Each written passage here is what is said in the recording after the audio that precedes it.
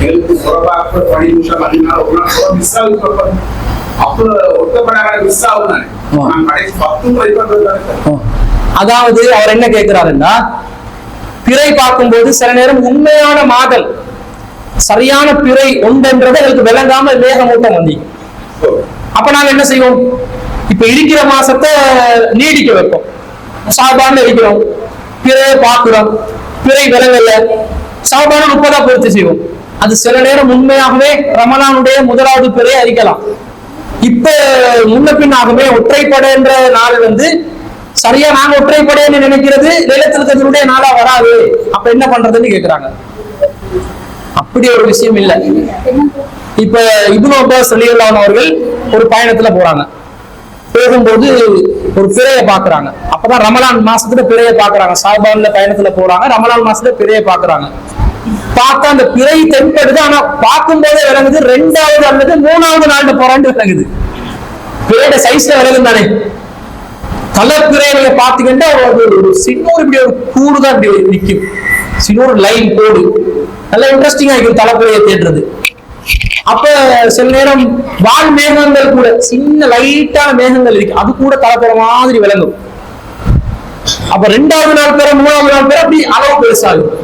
ஏன்னா ஒரு மாசத்துல பிறை அந்த பிறை பிறந்து கிட்டத்தட்ட ஒரு 14-13 மணித்தியாலங்களாவது பிறைக்கு வயசாகணும். அப்படி இருந்தா தான் பிற விளங்கு.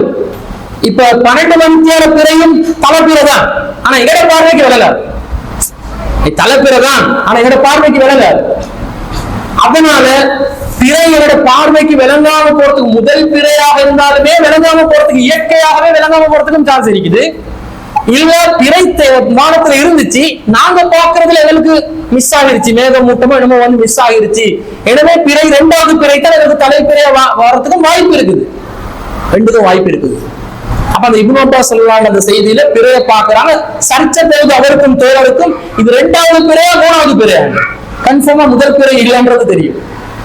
அப்ப இப்னு அப்பாஸ் ஸல்லல்லாஹு சொல்றாங்க, 2 பேர் பயணத்துல போறாங்க, அவங்களுக்கு தான் சர்ச்சை ஏற்படுது. இப்னு அப்பாஸ் ஸல்லல்லாஹு கிட்ட ஃபத்வா கேட்டு வராங்க இது என்னன்னு. அப்ப இப்னு அப்பாஸ் ஸல்லல்லாஹு சொல்றாங்க, இது வந்து 2வது 3வது நீங்க சர்ச்சை செய்ய வேணாம். ஏன்னா ரசூல் ஸல்லல்லாஹு அலைஹி வஸல்லம் சொல்லிக்கிறாங்க, நீங்க எப்ப பிறையை பாக்குறீங்களோ அது வரைக்கும் அல்லாஹ் இருக்கும் மாதத்தை நீடிக்க வைத்து விட்டான். இருக்கிற மாசத்தை அல்லாஹ் நீடிக்க வச்சுட்டான். 29 தான் மாசம். ஆனா பிறை நாங்க பாக்குறதுல மிஸ்டேக் பண்ணதுனால உண்மையிலே பிறை வந்துருச்சு வானத்துல, நாங்க தான் பாக்குறதுல மிஸ்டேக் பண்ணிட்டோம். ஆனாலும் அல்லாஹ் என்ன பண்றாங்க, எங்களுடைய பார்வையில அது வராததுனால அது ஷாபான் தானே அல்லாஹ் ஆக்குறான். மாதத்தை நீடிக்க வைக்கிறான்னு என்ன அர்த்தம்?